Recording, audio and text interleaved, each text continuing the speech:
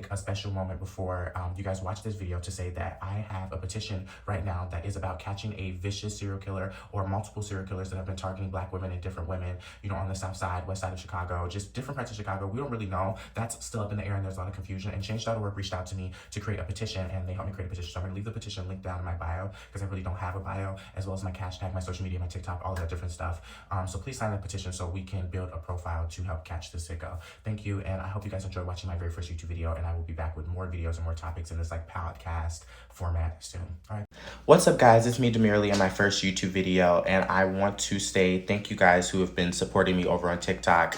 We are at about 3.6K at this point, and you guys have been just, watching my content every day, and I've been promising you guys for a long time that I was going to get on this whole YouTube thing, and there's been no better time, because if you guys know, and you guys have been following me over on TikTok, you guys know that Demirly has been obsessed and, really hyper-focused on this whole trans women, Black women, biphobia, the intersectionalities of trans women and real biological women, and kind of the nuances that are on both sides. And it's really been a heated debate. Ever since I made my letter to T.S. Madison video, where I talked about how I personally felt that there was an agenda and that a lot of people, whether they be LGBTQ, whether they be straight, whether they be, anybody, a lot of the times, single out Black women for a lot of the behaviors that, humans have that are just across all diasporas. And I feel as though a lot of people, especially within the Black community, whether they be trans, whether they be men, whether they be anybody, a lot of the times will blame, whatever internalized issue or whatever they've gone through on Black women. And I think that that's inherently unfair, because, when we talk about Black women and the transphobia thing, I'm not going to sit here and say that even in the last few days, me being on these panels, me discussing this across TikTok, I've seen Black women be transphobic. I've seen it in action. I've seen what they're talking about. But once again, I ponder, how did Black women become the focus of this conversation? Because they don't have the power. I get a lot of Black trans women who are saying, well, it makes no sense for us to not have the conversation when we're Black, and, we're Black and we're this and the third. And it's I understand that. I understand wanting to fix the issues at home and first. Hey, that's what the hell I do on Demirly. But it's we need to acknowledge that, and you need to acknowledge that there is a reason that the video that you posted was talking about, women's transphobia or white women's transphobia or Asian women's transphobia is never going to get as many clicks as Black women's transphobia. And that makes no sense to me, because Black women are the lowest on the totem pole and are constantly reminded of that by everybody on a day-to-day basis, and virtually have no power, basically over their own autonomy. Damn near anybody else. There's no actual power. So singling them out seems reductive. It seems like it actually adds nothing, because there are people in the White House, there are women on Capitol Hill that are actively pushing anti-trans, bills, agendas, things to stop trans women from getting their hormones, things to stop these trans women from being able to, transition. And it's let's have that conversation. Let's unpack those things before we try to single out Black women. And it really does feel like there's this innate belief that Black women have to be perfect. And it's the same thing where I always unpack it on Demirly, where I'm why is there this feeling that people have that Black people have to always be progressive and Black people always have to be perfect in their rhetoric because they are victims of oppression? That does not negate any of that. You know what I'm saying? That's the only thing that I try to get a lot of the trans women to understand. There is no reason to single out a Black woman, ever. Especially because whatever behavior you're going to call out that Black woman for, there is a person with power. And I know it feels I don't want to seem disingenuous, but I'm going to really get into the conversation. I'm going to get to unpacking a lot of these Black women's transphobia, because there is a point where it's I feel you guys have valid points. You'll start with a valid point, but if you end the point in transphobia, if you end the point in a lot of that BS, your point's going to get lost. Your point's not going to get respected, and it's just going to end in division.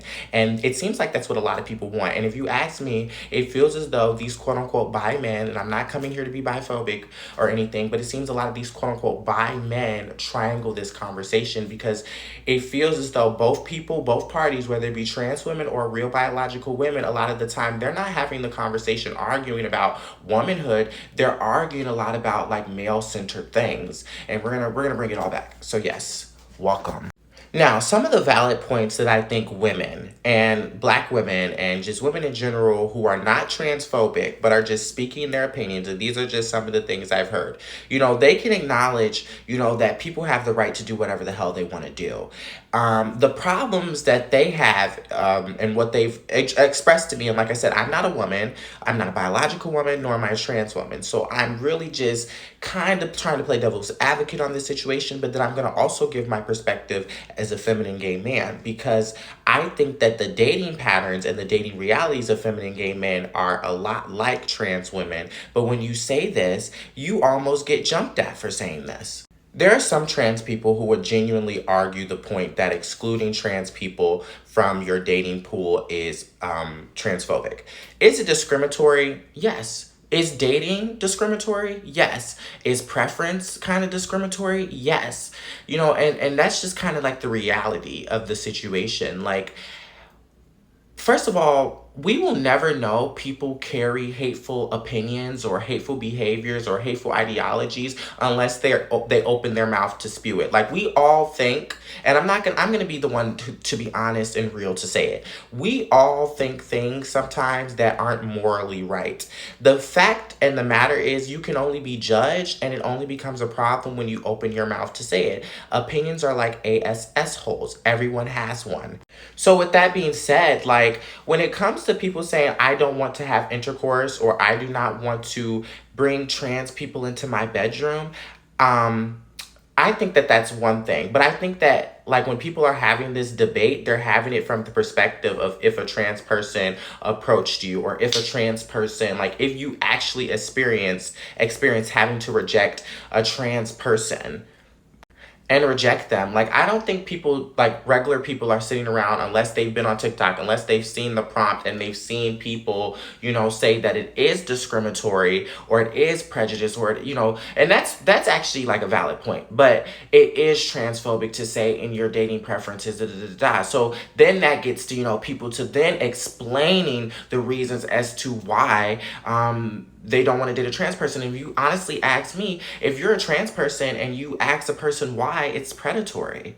It's the same thing with men. Like, and that's a lot of the point of the conversation that I think a lot of trans women and, people who are like fighting for that piece of the argument are missing, is that, like, nobody owes anybody an explanation truly and really, as to why they don't want to engage sexually with them, or why they don't want to build a romantic life with them, because we all have our preferences based off of X, Y, and Z, based off of all of these different things. And is it exclusionatory? Yes. But is dating exclusionatory? It is. Like, and we all have the right to say yes or no to what we want for X, Y, and Z. And when people try to police, and when people try to, like, push this idea that people must become comfortable with engaging with trans people, it feels disingenuous. It does feel disingenuous.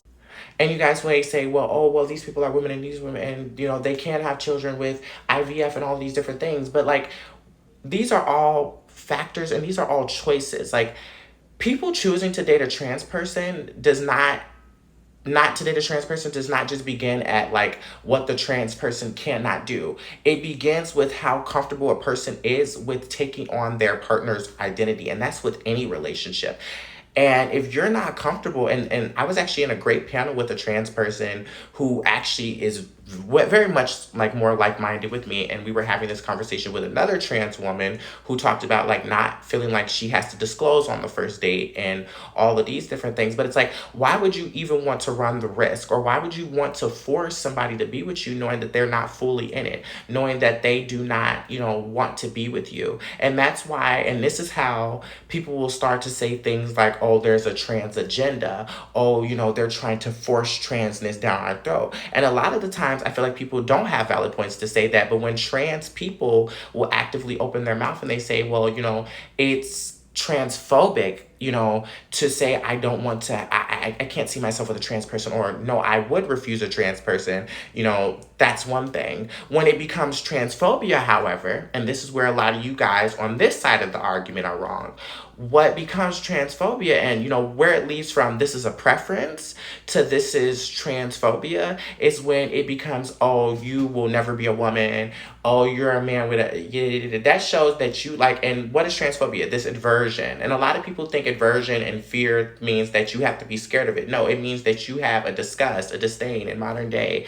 We're not going to act like we don't know what like full-blown discrimination and hateful rhetoric looks like when it's being spewed. If you're opening your mouth and you're saying hateful things, like, it's one thing to be like, no, no, I can't.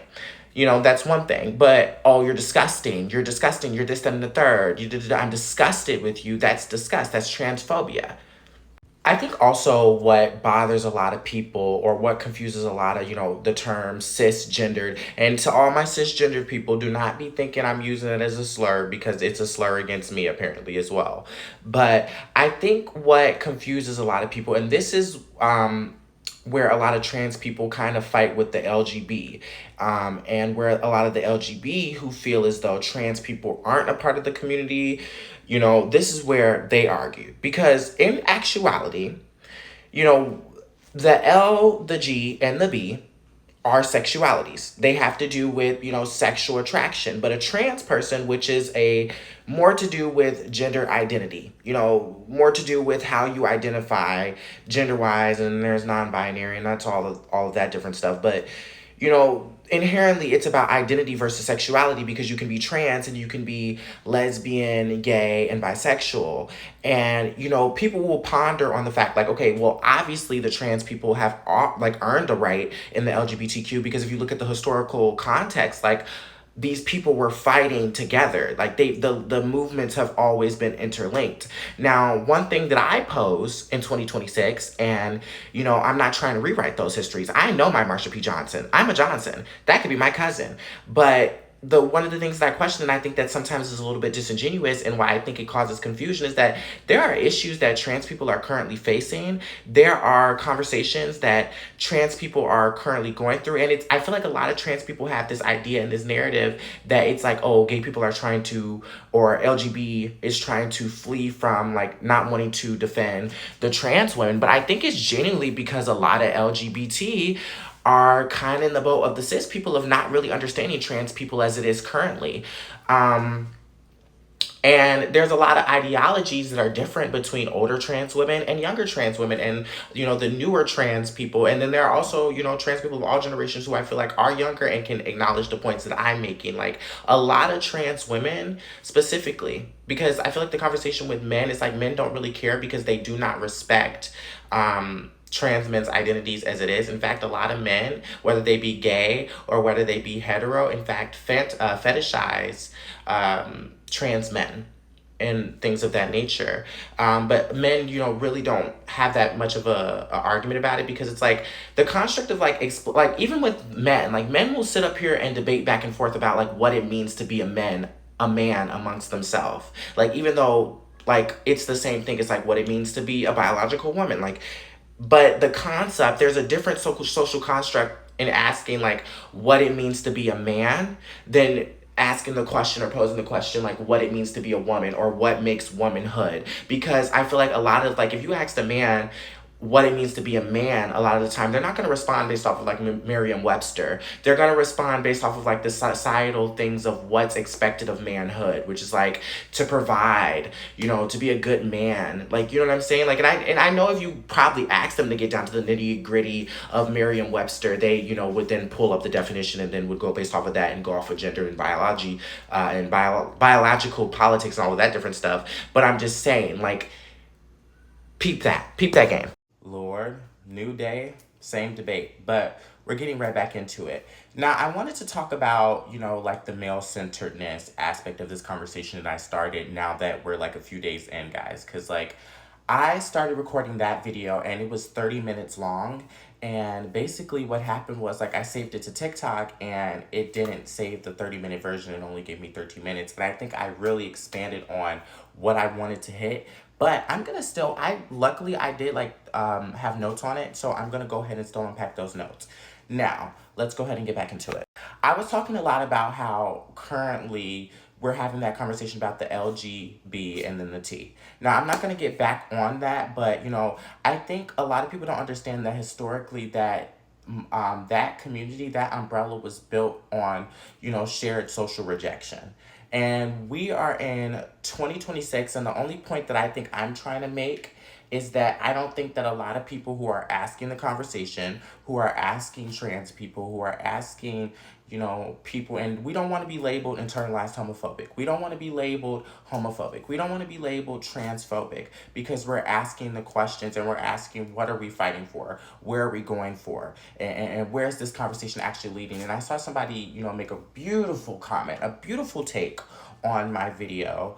And it was like, the weaponization of inclusion is literally leading to erasure out here. And I said, I couldn't fucking agree more. Hit it on the nail. Like, if I was looking for my thesis statement of the year, that person gave it to me, and I want to give them credit for that. So I'm going to try to find their comment. But the weaponization of this inclusion, and like everybody has to be accepting of everything, is like, just because somebody does not want to engage with a trans person. And I think also people need to stop, arguing about like trans attraction. Like like who is attracted to trans people? Like, I noticed that when women reject certain things that trans women say, the first thing that's thrown out is, oh, I could fuck your man. Oh, I could take your man. Oh, I could like, and it's like, that's not what the identity is about. And it's like, what are we arguing about? What is womanhood about? And what I don't like is when I made my recent video, and in my recent video, I went straight facts, facts, facts, facts, facts. And I had a trans person come to me and they're like, well, you should know your place because you are Black and gay, and you could be killed for being Black or gay in this country. And you see, that's what I'm talking about. Because Black people are oppressed, and this is what I'm going to bring back to what I was talking about early in the video, and Black women are oppressed, people expect us to be perfect and just fucking know everything. And they show a lot of their rhetoric. They show a lot of their, things that they haven't fucking unpacked while asking people to sit up here and unpack different things. Now, my next talking point, the feminine gay man to trans women dating parallel that a lot of people don't talk about, because you have a lot of trans women who are out here arguing, well, if a man has sex with a trans woman, is he not gay? Feminine presentation versus attraction, da, da, da, da. Listen, there has always been an understanding, and I want to say that cisgendered is a term, okay? There's always been, but I don't, and this is another point that I didn't get to make. That was in my 30-minute video. Cisgender is a term, but people need to understand, and I'm about to get to that point. Cisgender is a term, but if we're going to sit up here and we're going to say that trans women are women, and these women, biological women, the community that trans women are trying to assimilate to, and this is on a factual basis, are saying, don't call me fucking cisgendered, stop calling them cisgendered. Like, I don't think that that's a crazy concept, because then they'll be like, oh, well, this is a factual term. Well, bitch, if they start saying, well, you're a man, like, what are we doing? You get what I'm saying? Like, this is why I say it's a respect thing. And because a lot of the time they try to police and bully the conversation, in a community that they're assimilating to, it gets weird. It gets weird. It gets weird really fast, because like, if trans women are women, trans women are women, trans women are women, and it's like, they don't even want to be reminded of the fact that they were socialized as men, and it's okay. And then they'll bring up the fact, well, trans women's brain scans are shown to be more similar to women. I'm like, I don't think every person that's transitioning is getting a brain scan. I'm sorry, because this is what I think. I think there are a lot of people who actually are out here and have gender dysmorphia. Like, actually are out here and have gender dysmorphia, and maybe, just maybe, if you looked at their brain scan, it would look similar to a woman. But there are a lot of people who are not struggling with that, who are doing different things, and that's why I say it's getting like, I'm sorry guys for not being, educational or not educational, there's a word I'm looking for, sophisticated in my language, but it's getting real mixy out here. Like, I love I want people to understand, I'm not transphobic. I just love women. I'm not a misogynist. I really have taken the time to unpack my misogyny. Like, a lot of these people out here do not have the, like, if the trans women are watching and you guys are getting what I'm putting down, if you looked at some of these people brain scans, it wouldn't be given the ones, what it should be given, okay? So the feminine gay man to trans women dating parallel. I saw a great video, not a great video, I saw a video that came up on my For You page, and I'm gonna play it right now. Honest responses only. What makes you think that I'm just good for a good time? When you look at me, when you see my pictures and you just like, oh, but don't want to date me, don't want to claim me, don't want nothing more than just to have a good time. What impression do you think I am giving to you? Because no shade, when I post my pictures and all this stuff, I'm not thirst trapping. I'm not looking for anybody to say the sexual gestures and things that they're doing when they come to my DM. So I really want to know what is it that you have in your mind that you think, not that I think when I'm posting my stuff, that you think that I am just wanting that type of reaction. A lot of these men that interact with these trans women and interact with trans women are not openly out. That's why trans women and the trans experience is tied so much to SMEX work. It shouldn't be, but that's the reality. Like, keeping your peace is the moneymaker. And that's why the statistical fact is that 90% of trans women do have their peace.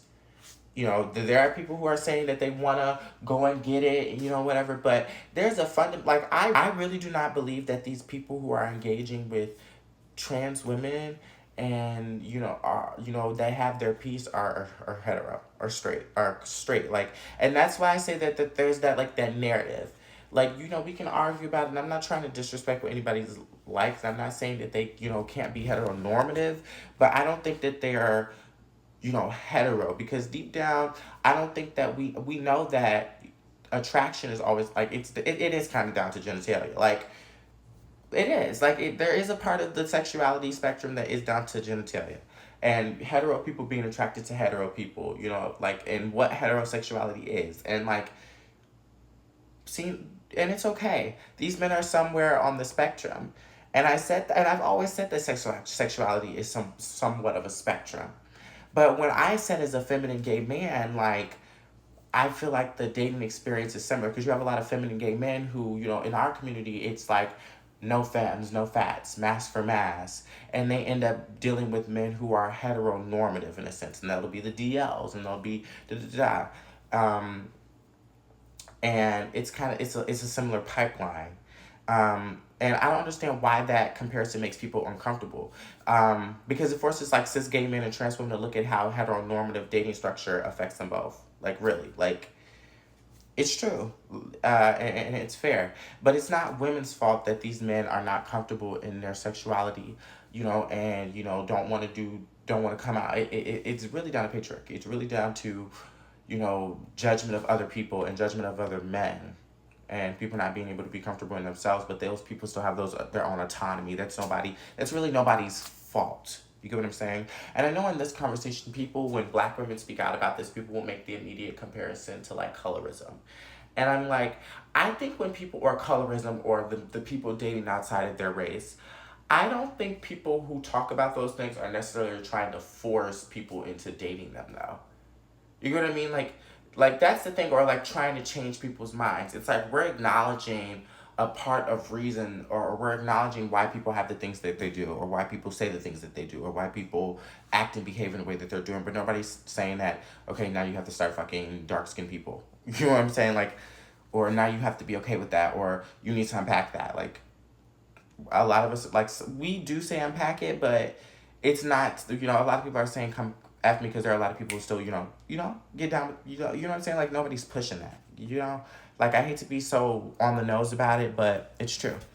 I think it's also important right now to talk about women's issues. Women are literally talking about why they don't want to engage with men. 2B is really a fact, or 4B. These things are really real.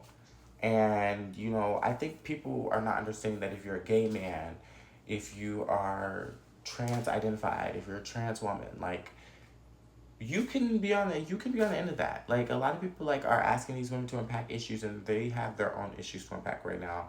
And, you know, it feels kind of like deception. It feels kind of like, you know, and it's really driving a big wedge and divide between, you know, as I was saying before I was rudely interrupted, it's driving a large wedge between a lot of people in the community and then a lot of allies, a lot of people who are genuinely never had a homophobic thought, never had a transphobic thought, never even really had to consider, sit down and have these different like parallels of the conversation until this debate has been brought up.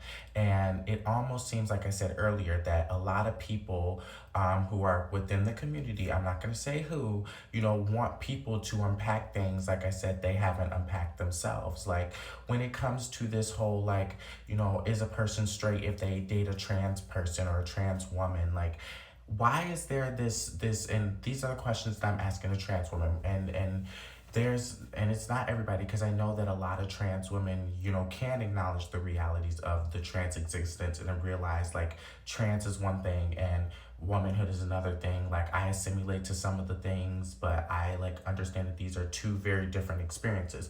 Why is it that there's a half of this community that seems to want to constantly push the narrative that, oh, if a man deals with me, he's straight? And it's not that people want to knock their bubble, it's the fact that, like, why are you so uncomfortable with the fact that this person could be anything other than straight? Why are you so uncomfortable with society not acknowledging certain aspects of your identity? Make sure you're doing this for you. And like I said, there's a lot of times where it feels like if you're a black person, so I'm speaking from a black person perspective and not just from the perspective of a black woman, when you speak out and you ask questions or you say something, you're then targeted based off of your race. Oh, you could be killed for being black in this country, or you could be killed for being gay in this country, when I'm just asking you a simple question. Like, do you see how evil, sick, and twisted and like dark that gets really quickly? But that's the realities of when you're trying to have conversation with people and you ask them, and I guess they don't like how you're asking, or they don't like what you're saying. Oh, you're black, you should shut the fuck up and just not ask me any questions. But like I said, you know, it's gonna drive a huge wedge because people are being very rude. The conversation is getting very divisive, like I said. But it's because people are a lot of people within the conversation are, everybody has an opinion. Like I said earlier, everybody has an opinion, and you know, opinions are like assholes, everybody has one. But, you know, people unwillingness to acknowledge certain things, unwillingness to unpack certain things, to unpack certain aspects. Like I said, a lot of trans women don't want to unpack the fact that they have that they have homophobia. I don't know if we can call it internalized, but why are you so pressed for this man that you're dealing with to be quote unquote straight and masculine and the masculinism of masculine?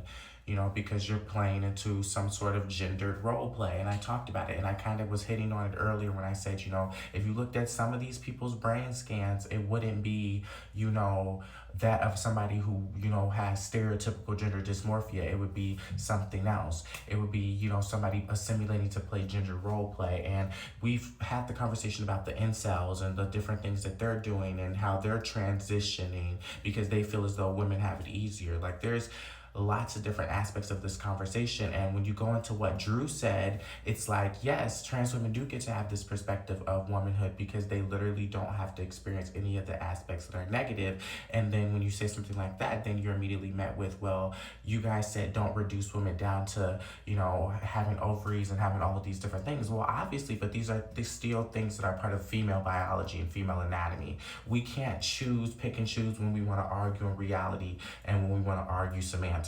You know what I'm saying? So that's where I'll end off the video. I want you guys to share your opinions and share your honest takes as allies. Maybe. Thank you. Demurely out.